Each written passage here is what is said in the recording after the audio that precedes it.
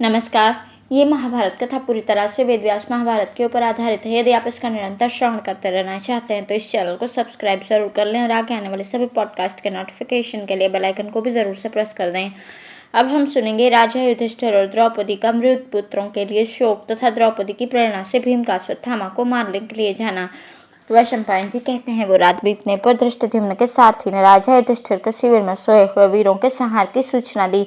उसने कहा, महाराज, राजा द्रुपद के पुत्रों के सहित सब द्रौपदी पुत्र शिविर में निश्चिंत होकर बेखबर सोए हुए थे।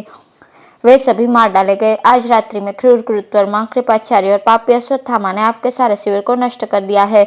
उन्होंने प्रास, शक्ति और फरसों से हजारों योद्धा तथा हाथी घोड़ों को काटकर आपकी सेना का संहार कर दिया है। कृतवर्मा कुछ व्याग्रचित था, इसलिए सारी सेना में से एक में ही किसी प्रकार बचकर निकल कर आया हूँ। सारथी की यह मंगलवाणी सुनकर कुंती नंदन युधिष्ठिर पुत्र शोक से व्याकुल होकर पृथ्वी पर गिर पड़े। उस समय सात्यकी, भीम, अर्जुन और नकुल सहदेव ने उन्हें संभाला।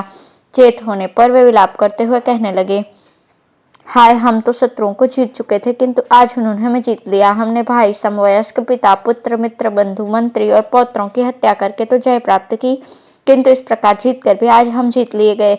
कभी कभी अनर्थ अर्थ सा जान पड़ता है और अर्थ सी दिखाई देने वाली वस्तु अनर्थ के रूप में परिणत हो जाती है। इसी प्रकार हमारी ये विजय पराजय सी हो गई है और शत्रुओं की पराजय भी विजय की सी हो गई है। इस मनुष्य लोक में प्रमाद से बढ़कर मनुष्य की कोई भी और मृत्यु नहीं है। प्रमादी मनुष्य को अर्थ सब प्रकार त्याग देते हैं तथा उसे अनर्थ सब ओर से घेर लेते हैं। वो विद्या, तप, वैभव और यश किसी प्रकार प्राप्त नहीं कर सकता। जिस प्रकार कोई व्यापारियों का बेड़ा समुद्र को पार करके किसी छोटी सी नदी में डूब जाए, उसी प्रकार आज हमारे प्रमाद से ही ये इंद्र के तुल्य राजाओं के पुत्र पौत्र सहज ही में मारे गए। शत्रुओं ने अमरशवश जिन्हें सोते हुए मार डाला है, वे तो निसंदेह स्वर्ग सिधार गए हैं, परंतु मुझे तो द्रौपदी की चिंता है, क्योंकि जिस समय वो अपने भाइयों, पुत्रों और बूढ़े पिता पांचाल राज द्रुपद की मृत्यु का समाचार सुनेगी, उस समय उसके शोक जनित दुख को कैसे सह सकेगी। उसके हृदय में तो आग सी लग जाएगी। इस प्रकार अत्यंत दीनता से विलाप करते करते वे नकुल से कहने लगे, भैया, तुम जाओ और मंदभागिनी द्रौपदी को उसके मातृपक्ष की स्त्रियों सहित यहाँ ले लाओ। धर्मराज की आज्ञा पाकर नकुल रथ पर सवार होकर उस डेरे की ओर गया जहाँ पांचाल राज की महिलाएं और महारानी द्रौपदी थीं। नकुल को भेजकर महाराज युधिष्ठिर शोकाकुल सुयोधों के सहित रोते रोते उस स्थान पर गए जहाँ उनके पुत्र मरे पड़े थे। उस भीषण स्थान में पहुंचकर उन्होंने अपने खून में लथपथ सुयोध और सखाओं को पृथ्वी पर पड़े देखा। उनके अंग प्रत्यंग कटे हुए थे और बहुतों के सिर भी काट लिए गए थे। उन्हें देखकर महाराज युधिष्ठिर बहुत ही खिन्न हुए और फूट फूट कर रोने लगे। अपने पुत्र, पौत्र और मित्रों को संग्राम में मरे देख के वे अत्यंत दुखातुर हो गए। उनकी आंखों में आंसुओं की बाढ़ सी आ गई, शरीर कांपने लगा और बार बार मूर्छा आने लगी। तब उनके सुयोधगण अत्यंत उदास होकर उन्हें धीरज बंधाने लगे। इसी समय शोकाकुल द्रौपदी को रथ में लेकर वहां नकुल पहुंचा। वह उपलव्य नामक स्थान में गई हुई थी। जिस समय उसने अपने सब पुत्रों को मारे जाने का अत्यंत शुभ समाचार सुना, वो तो बहुत ही दुखी हुई। उसका मुख शोक से बिल्कुल फीका पड़ गया और वो राजा युधिष्ठिर के पास पहुंचकर पृथ्वी पर गिर पड़ी। द्रौपदी को गिरते देखकर महापराक्रमी भीम ने लपक कर अपनी दोनों भुजाओं में उसे पकड़ लिया और उसे ढाढ़स बंधाया। तब वो रो रोकर राजा युधिष्ठिर से कहने लगी, राजन, अपने वीर पुत्रों को क्षात्र धर्म के अनुसार मारा गया सुनकर आप तो उपलव्य नगर में मेरे साथ रहकर याद भी नहीं करेंगे, परंतु पापी अश्वत्थामा ने उन्हें सोते हुए ही मार डाला। ये सुनकर मुझे तो उनका शोक आग की तरह जला रहा है। यदि आप आज ही साथियों के सहित उस पापी के जीवन का अंत नहीं कर देंगे और वो अपने कुकर्म का फल नहीं पाएगा, तो याद रखिए, मैं यहीं आजीवन अनशन व्रत आरंभ कर दूंगी।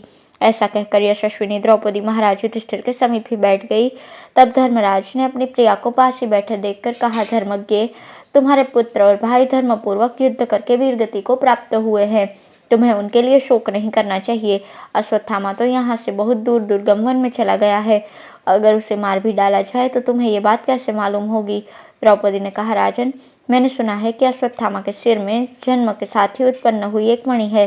सो संग्राम में उस पापी का वध करके उस मणि को ले आना चाहिए। मेरा यही विचार है कि उसे मैं आपके सिर पर धारण कराकर ही जीवन धारण करूंगी। धर्मराज से ऐसा कहकर फिर द्रौपदी ने भीम के पास आकर कहा, भीम, आप छात्र धर्म की ओर देखकर मेरी रक्षा करें। इंद्र ने जैसे शंबरासुर को मारा था, उसी प्रकार आज उस पापी का वध करें। यहाँ आपके समान पराक्रमी और कोई पुरुष नहीं है। वारणावत नगर में जब पांडवों पर बड़ा संकट आ पड़ा था, तब आपने ही इन्हें सहारा दिया था। हिडिंबासुर से पाला पड़ने पर भी आप ही इनके रक्षक हुए थे। विराटनगर में जब कीचक ने मुझे बहुत तंग किया था, तब भी आपने ही उस दुख से मेरा उद्धार किया था।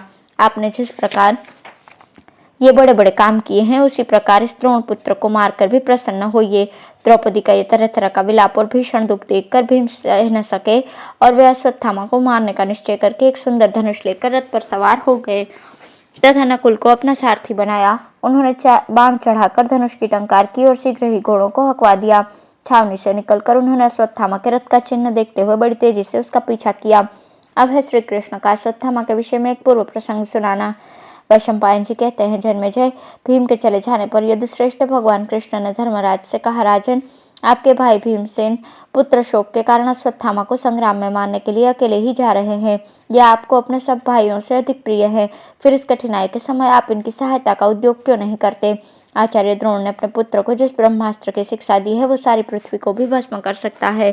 वही परमास्त्र उन्होंने प्रसन्न होकर अर्जुन को भी दिया है। अश्वत्थामा बड़ा असहनशील है, उसने तो अकेले अपने आप को ही इसे सिखाने की प्रार्थना की थी। आचार्य इसकी चपलता ताड़ गए थे और उन्होंने इसे आदेश दिया था कि भैया, बहुत बड़ी आपत्ति में पड़ जाने पर भी तुम इसका प्रयोग मत करना, विशेषतः मनुष्यों पर तो तुम इसे छोड़ना ही मत, क्योंकि मैं देखता हूँ तुम सत्पुरुषों के मार्ग पर स्थिर रहने वाले नहीं हो। पिता के यह प्रिय वचन सुनकर दुरात्मा अश्वत्थामा सब प्रकार के सुख की आशा छोड़कर बड़े शोक से पृथ्वी पर विचरने लगा। एक बार जिस समय आप लोग वन में थे, ये द्वारिका में आकर वृष्णिवंशियों के साथ रहा था और उन्होंने उसका बड़ा सत्कार किया था। एक दिन इसने एकांत में मेरे पास अकेले ही आकर कहा, कृष्ण, मेरे पिताजी ने बड़ी भीषण तपस्या करके अगस्त्य जी से जो ब्रह्मास्त्र प्राप्त किया था वो इस समय जैसा उनके पास है वैसा ही मेरे पास भी है।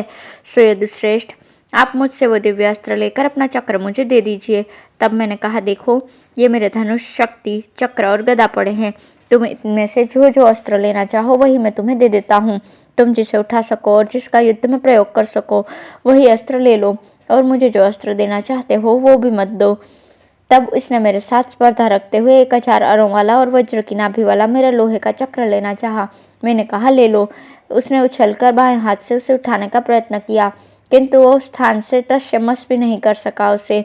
फिर उसे दाएं हाथ से उठाने की चेष्टा करने लगा, किंतु पूरा प्रयत्न करने पर भी जब उसे यह उठाने या चलाने में समर्थ न हुआ तो अत्यंत उदास होकर हट गया। जब अपने उद्देश्य में असफल होकर निराश हो गया और इसे बहुत खेद हुआ तो मैंने उसे पास बुलाकर कहा, जिसकी ध्वजा में वानर का चिन्ह सुशोभित है वो गांडीवधारी अर्जुन देवता और मनुष्य सभी में सम्मानित है। उसने द्वंद्व युद्ध में देवाधिदेव नीलकंठ उमापति भगवान शंकर को भी संतुष्ट कर दिया था।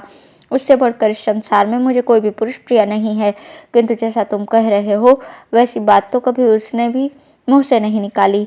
मैंने 12 वर्ष तक कठोर ब्रह्मचर्य व्रत का पालन करते हुए हिमालय में भीषण तपस्या करके यह अस्त्र पाया था।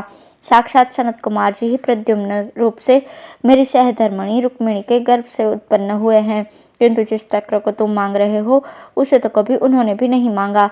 महाबली बलराम जी तथा गद और साम ने भी इसे लेने की इच्छा प्रकट नहीं की। तुम भरतवंश के आचार्य द्रोण के पुत्र हो और सभी यादव तुम्हारा सम्मान करते हैं, फिर इस चक्र को लेकर तुम किसके साथ युद्ध करना चाहते हो? मैंने इस प्रकार कहा तो अश्वत्थामा ने कहने लगा, कृष्ण, मैं आपका पूजन करके फिर आपके ही साथ युद्ध करूंगा। भगवान, मैं सच कहता हूँ, मैंने आपके इस देवता और दानवों से पूजित चक्र को इसलिए मांगा है जिससे कि मैं अजय हो जाऊं, किंतु अब मैं अपनी दुर्लभ कामनाओं को पूर्ण किए बिना ही यहाँ से चला जाऊंगा। आप केवल इतना कह दीजिए कि तेरा कल्याण हो। इस भयंकर चक्र को वीर शिरोमणि आपने ही धारण कर रखा है। इसके समान संसार में कोई दूसरा चक्र नहीं है और इसे धारण करने की शक्ति भी आपके सिवा और किसी में नहीं है। ऐसा कहकर अश्वत्थामा मुझसे रथ जोतने योग्य घोड़े और तरह तरह के रत्न लेकर चला गया। ये बड़ा क्रोधी, दुष्ट, चंचल और क्रूर स्वभाव वाला है तथा इसे ब्रह्मास्त्र का भी ज्ञान है, इसलिए इस समय भीम की रक्षा करना बहुत आवश्यक है। धन्यवाद।